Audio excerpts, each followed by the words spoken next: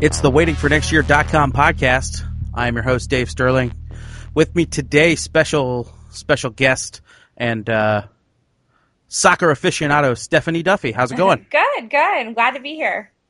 And if you're wondering, Waiting for Next Year audience, why are we having a random soccer fan on? Well, the answer is because she just went on an awesome trip to watch the Women's World Cup final. And some other games, right? Yeah. I ventured to Winnipeg in the middle of kind of nowhere in early June for the first two group games, the Australia game and the Sweden game.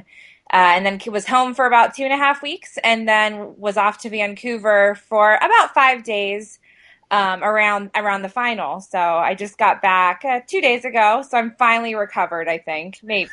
Maybe. So my big question is this. How far in advance did you plan the trip to it's really, you were speculating that the U.S. would be in the final, right? Yeah. I'm one of the hopeful out there, I think. When we watched the draw, and, my whole family had decided prior to that what our game plan was. Once, my mom and I really, really researched.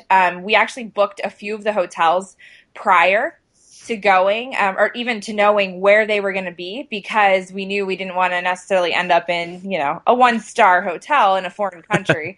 So we did a lot of research prior to that, seeing where we should stay, where the stadiums were in each city. And then once the draw happened, we kind of just got on it. At that point, we didn't have tickets right away because there's a few days leeway of when tickets actually go on sale, but booked flights then. And booked hotels just to make sure we had a way to get there at a decent price and a place to stay. And then we got the tickets to the first 2 games as well as the final tickets, all when they went on sale. So you were pretty confident in the U.S. ladies. I like to think so. I had my moments of am I spending this money to go all the way to Vancouver? I also have always wanted to go to Vancouver. It was a really awesome city to experience. So I have a lot of faith in this team. I've been following them for a really long time, and I knew that they could, peak at the right moment. That's what I've been saying since the beginning, that they would definitely That's what you were telling yourself? Yeah, exactly. They would do it. That, in my mind, they were going to peak at the right moment, and I was going to see them in the final. So, well, it's on top of that, you always had on the back burner that, Vancouver's a lovely place. Yes. And if I happened to see France play Germany, It wouldn't be the end of the world. But yeah, were you worried during the tournament at all? Watching especially the first game, which was with the Australia game, I knew that was a must-win game. And being in the stadium was awesome, but I just could not breathe. I couldn't breathe. And they scored, and I still was like, okay, we need another one for me to feel good. And once we won that match, and I went to the Sweden game, for me, that was, okay, let's tie this. They're probably the toughest opponent. We had lost to them 4 years ago in the group stage. I really just wanted them to play a good game, and especially with the defense, the way that they were playing. I mean, there was no beating that defense, and that Klingenberg header off the line was insane. Yeah. So I think at the beginning I was questioning, what's the tactic? What are they doing? But once we got through that Colombia and especially the China game, I felt a lot better. Yeah, China was my big turning point in the tournament. Yeah. Because I remember watching the Colombia game and then saying, if they play like this against China, they're going to lose. Yeah. But you're right. They did seem to peak at the perfect time. Absolutely. I mean, that Germany game, I don't think we could have asked for a better performance at that time. I don't think Germany was expecting it, to be honest with you. Well, I don't want to call myself a smart guy, but I did tell a couple of people after watching the group stages that, we all love Abby Wambach, but when she's in there, it really limits the style of play. Right. Yeah. And that was a brilliant tactical switch to say, you know what, we'll bring her in late, but we need a little more flexibility tactically. Yeah. So that was, in my view, the kind of turning point of the tournament. Yeah. Not that she wasn't valuable, because I mean, I'm sure, as Landon Donovan pointed out, it's good to have someone who's been there before around. Right. Yeah. I think Abby had her moments in this tournament that she showed up. I think at this point, you know, it's good to make way for those younger players and get them that experience. I mean, we were the oldest squad in the entire tournament, which is insane to me. So it was interesting. I mean, there's a lot. I mean, you look at Twitter, you look everywhere, you know, there's a lot of Abby doubters. I think she proved a lot of them wrong. But I think a lot of people are kind of looking for her to say, okay, I'm done. Let's make way for the new kids on the block. Well, and I never blamed her, because all of her motivation was, I want to win this. Yeah. And I can't win this unless I'm in there. Yeah. But because I never thought that it was selfish in any way. But again, the way she proved to be kind of the inspirational leader of the team, like which game at halftime did she demand that they score within 10 minutes after the half? I can't remember anymore. I just know. But I remember hearing that story, and I'm like, okay, that's what she's there for. Even if she doesn't see the field, right. But then she did, and yeah, it was interesting, I think, to hear her talk about watching some of the games from the bench and saying, you know, I am a narcissist. I think I should always be on the field because I always want to be the one that's making the plays happen. I think that's an honest reaction to that, and I'm sure it was hard for her to sit there and she trusts her teammates, but not being able to do anything after all those years of being the person who was making the moves, you know? Right. Well, and again, the best always say that. Yeah. Yeah. Definitely. I mean, it kind of takes that type of mentality to even be there. So I wanted to go back more specifically to the kind of go through the 3 games you were at. Sure. So were you... All right, well, let's start with Australia. That was in Winnipeg, you said? Yeah, the first 2 were in Winnipeg. They were both in Winnipeg, so you lucked out there. Yeah, and we kind of planned it that way. I mean, unfortunately, I'm an adult and have a full-time job, so I couldn't take off too much time. And we had tickets. You know, they were the same seats for both of the games, and we also got to see the game prior to that, which was really great. To have that nice experience, to be able to see actually 4 games from the group stage, and no matter what, watching these highly talented teams play. Oh, yeah. So first one, Australia. Did you guys just kind of sit independently? But I know you're a member of the American Outlaws. Did you sit with them, or was it just kind of independent? We ended up just getting tickets independently. I love to sit with the Outlaws, but sometimes, I like to sit. I like to sit and be able to see the whole field, kind of just, take in the whole game without some of the chaos, to be honest. Well, you know what? I think it's the same reason that you said you couldn't just stay for the whole tournament. Yeah. Is at some point you become an adult and you just want to watch the game. Exactly. Yeah. So we actually we were in the upper deck, but we were right at midfield. So it was that is a great way to watch a soccer game. Yeah. It really is. Yeah. Like, it's just to see everything develop, you understand a lot more of how much is going on.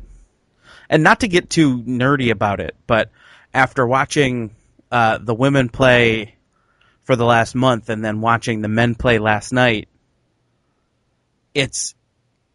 I gotta say, the women's game is more entertaining for me to watch. I mean, and not just because they're women, yeah, but yeah, I'm always gonna agree with that, I think. And it's so funny because I tweeted last night, why are so many people rolling around on the ground? But you don't see that in the women's game. You don't see you get the Brazils and some of those teams that they're going to fake it, but not to the amount that you see it in the men's game, and it just slows the game down so much. Well, and even beyond the faking, while the games were quite physical at times in the women's game, the USA Honduras game was just brutal. Oh yeah. Yeah. I mean, it was just such a violent game and physical game. It's like, this isn't, I mean, not everybody was faking it when they were down, Yeah. No, there's a fair share. Yeah, I agree. It's a different game, and I think I overall just enjoy the women's game. It may not be as fancy or, have as much flair to it. But I think it's just a good game of soccer. It's a good pace. And everybody kind of has a reason to be out there and a motivation, because most of these players, I mean, this is what they live for. Day to day. They're not going back to their $90 million salaries at their giant clubs. Right. Yeah. I mean, most of these women have full-time jobs that are other jobs that aren't soccer. I mean, I know I was reading about Australia. They have players that are teachers and players that, have full-time jobs outside of playing for their national team, which I just think is insane, Well, yeah. And the thing about it, though, is it is a slightly different game. But again, you wouldn't tell. I mean, it was no less entertaining at all. Yeah. It was, I mean, every game I watched, like I even went with my brother and his son, and we just went to the Mexican restaurant, and I don't remember which game we watched. It was just a random game, two countries, and I think I even posted on Facebook. It was just, I forgot how much fun this is during a World Cup, is just watch a game, two countries you've never heard of, and just kind of watch it and enjoy it. Yeah. Yeah, and I mean, Vancouver was just, it was insane. When I first got there, there weren't a ton of U.S. fans there because I got there a few days early to enjoy the sightseeing as well. But by, I would say, Friday or Saturday especially, you saw people everywhere in U.S. gear. And I actually got the chance Friday to go watch the U.S. men's game by the Fox set. That was really cool. It was neat. Eric Winalda came out. They were commentating from there. So he came out, when they weren't up on TV, and talked with the fans. And I think that's the best part about soccer, is just like such a genuine group of people, really, that care about the fans. They know they have to. So that was really awesome. And we got the chance to go to my sister and I went to a taping of their nightly show. And that was really neat, too, just to see it all and see some of these women up there that are commentating this year. I mean, my personal favorite has been Ari from Germany. I mean, she's just hilarious. And she came out and greeted everybody. We got a selfie with her, of course.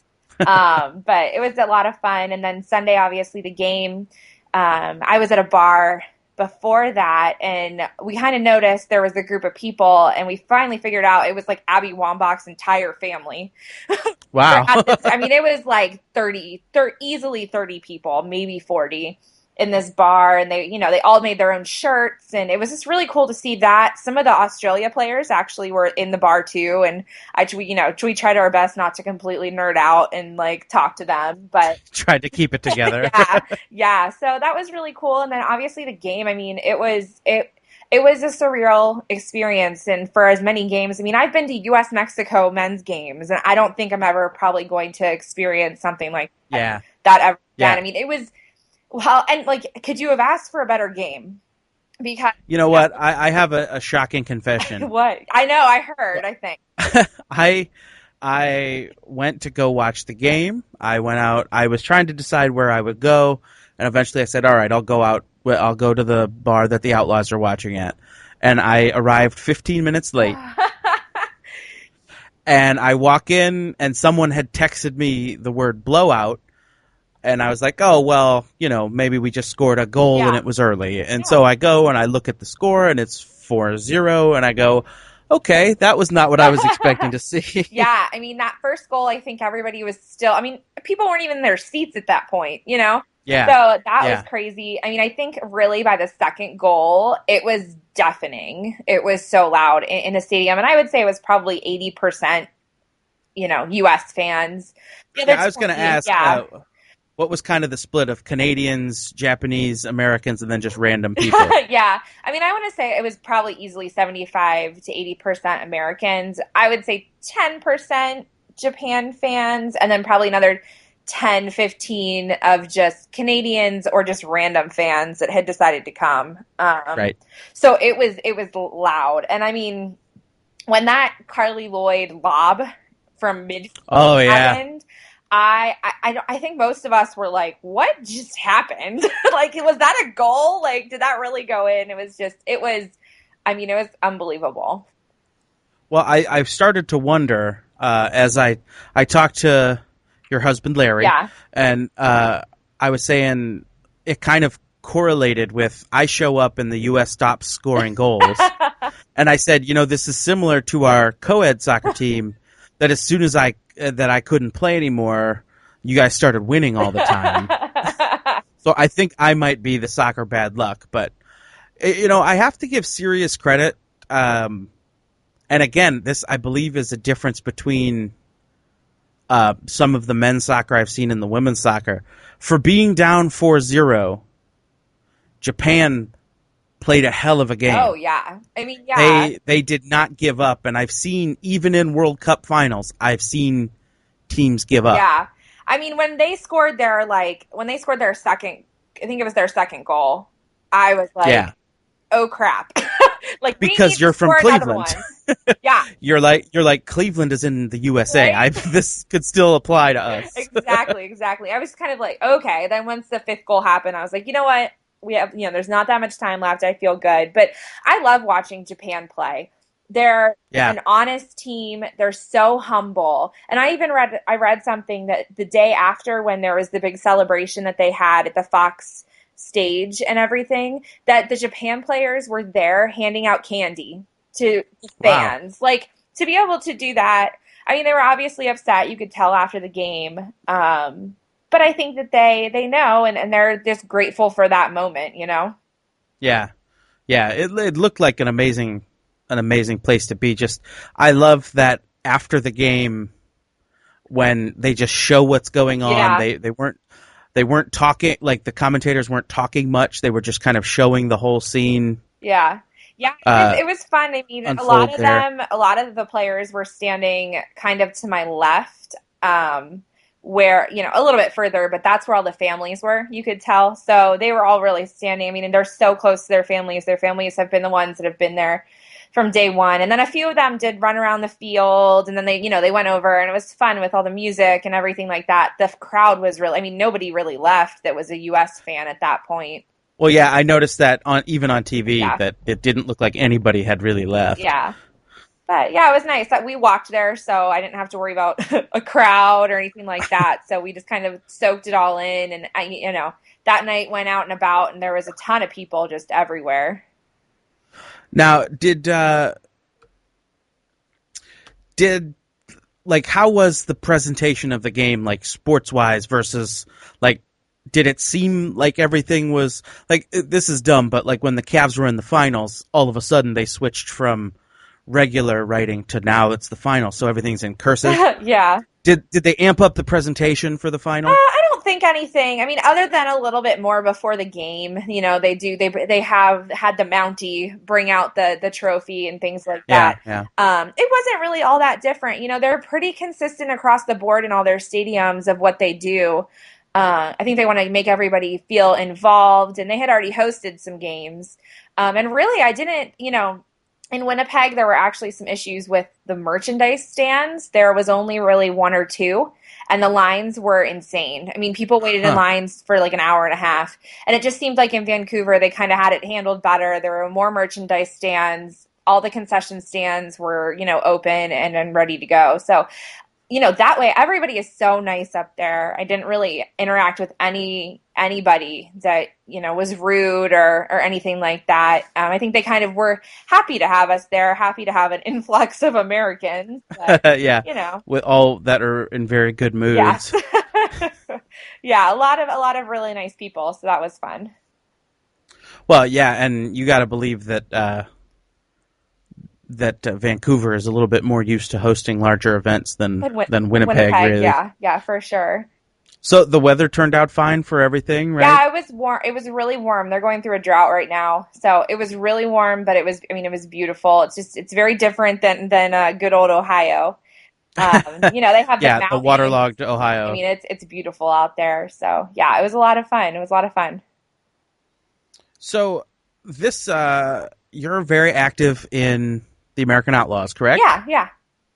And now you're mostly, don't you have a title even? I don't know if I actually have a title. I help run all of our social media. I help with a lot of just our marketing and trying to get the word out there as much as we can for for a small group like this. But I just really think that it's nice to get together. You know, I always kind of make fun of myself in a way because I always say that my life is a series of sitting in bars with a bunch of dudes watching soccer. I mean, it is my life, kind of. So, but I just enjoy. I mean, I've never had any issues with anybody treating me poorly. I think as long as you're there with a good attitude and you want a good game. I've always found that it's been a lot of fun, and I found a lot of friends from across the nation. I mean, in Vancouver, I got the chance to hang out with a friend from Austin that I only really see her when we're in the same place at the same time, and we talk over Twitter. I've met a lot of people that way, and we have a lot of similarities, and it's nice to kind of have that camaraderie between all these people. Well, and that's the cool thing is a few years ago I was in San Diego for work, and it happened to be one of the super early World Cup qualifying games. Mm-hmm. It was the U.S. against, I think, Antigua and Barbuda. Yeah. The powerhouse game. Yeah. And I was in San Diego, and my conference was ended, and I didn't have to be back to the hotel to leave until like 11 p.m. And the game starts at like when you're on the West Coast, the game started like 3 in the afternoon. Yeah. So I just went onto Twitter and said, "Hey, where does the American Outlaws San Diego meet?" And they tweeted me back, gave me the address. I went out and hung out with a bunch of people I've never met before, had a blast. Yeah. One of the guys gave me a ride back to the hotel, so I didn't need to get a taxi. And then now I think I confused, if you saw in the Beacon Journal, the article about the Outlaws. I'm sitting there wearing my AO San Diego shirt. And so I was wondering if anybody's like, wow, that guy came all the way from San Diego to be here. Yeah. I mean, I've traveled. But you're right. It's like instant, I can talk to you. Yeah. Oh, for sure. I think it's just something that you have in common. And I've, gone, not quite as far as the West Coast for things like this. But I mean, I went to the 2011 Women's World Cup in Germany for the first 2 group games that year. And just anywhere you go, I mean, there we heard someone speaking English and we would start talking to them just because we figured they were from somewhere, somewhere over there, over in the U.S. So I've met really cool people. We've met a really cool couple from California that we met in 2011, and we actually saw them in Winnipeg and Vancouver. Oh, wow. So I think you just find these friends and these unique human beings that you would never meet otherwise. And I think it also, the women's game sometimes draws a different crowd, I would say, than the men's. A lot of times more families. In Winnipeg, we definitely saw a lot more of a family environment than I would say Vancouver. But you still get a lot of the people that are, young adults and things like that are traveling and really love the game. But everybody's so nice. Now, how would you consider the American Outlaws performance at the games out there? Yeah, I mean, in Winnipeg, it was so fun to see them. I didn't march in with them just because we wanted to go for the earlier games, and they weren't really marching in until a little bit later. But you could see them marching in. They had, the big heads that are popular now, and I think that was so fun. And they all hung up their banners. They were loud. I mean, the first 2 games, they were loud in the stadium. And I think it made, everybody else in the stadium kind of get more excited for it and stuff like that. And in Vancouver, I was actually on the complete opposite side, but they were still loud. I can still tell they were there. They were a smaller group, I think, just because of, obviously, availability is a lot more difficult. Oh, yeah. Something like that. But they had a good group going. You can play in the group games as soon as they announce them. But, the final is a little tougher to get people together on. Yeah, I mean, I think some of the U.S. women's players even said, every game felt like pretty much a home game. I think that's an advantage of having it in Canada like it was this year. So. Yeah. I would have loved to have gone to Germany. I didn't. It's not one of those things you think to do until you're like, you know what, I should have planned for this.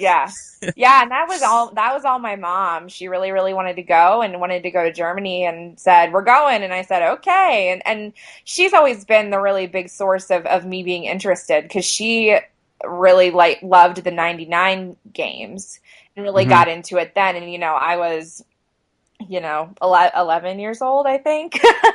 So I was pretty young, but I've played soccer since I was 4. So, we would watch with her. And I think since then she's really kept up with it. It's been something that my entire family has been able to enjoy together. So you pretty much grew up playing soccer then? Yeah. I mean, I played, from when I was following the pack around on the field to, right. I played through high school, kind of stopped in college and chose not to play college ball, but obviously play on the co-ed team now and enjoy it. And my parents have been really motivational for that too. And I played a lot of soccer on co-ed teams like 6th through 9th grade.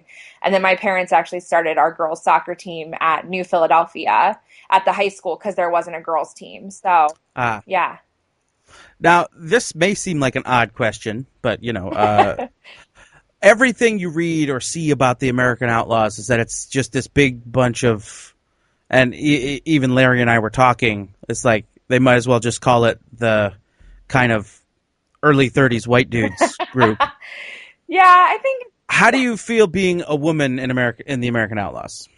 It's been interesting. I've never been treated really poorly. I've just more had my knowledge questioned, which of course makes me angry because I know that I know what I'm talking about. Right. I think that's the only thing. Other than that, I mean, there are a lot of really strong women that are a part of it too. And I think I've connected with a lot of them and that's helped me. I think if I didn't know them, I wouldn't feel the same way. But I think also like me trying to take a bigger role in AO Akron, just because I want women to feel more comfortable being there and loving the game, because I have a lot of friends that do. And anytime I take friends to soccer games or bring them to watch, they love it. So I just try to. I found that too, is like Mary Ellen wasn't into soccer at all when we had traveled to England a few years ago. Yeah. I was like, well, I'd really love to go to an Aston Villa match. And she said, okay, let's go. And without, she had seen soccer before, obviously, but without having to be told what's going on, she was cheering at all the right times and had easily picked up on the flow of the game and what was happening and all that. Yeah. So it's once you're there and you see it, it's very easy to understand. And absolutely. Yeah. And I think a lot of women and girls play as young girls because it's a good sport for parents to put their kids in, get some movement, and so they understand the game. They just kind of have fallen away from it because they didn't play it through high school or college or whatever it may be. Yeah, and the only complaint I have about the Outlaws, even though I'm a member, and I think it's come a long way in the last few years even, is for me a lot of the times it was too much of an excuse to drink. Yeah.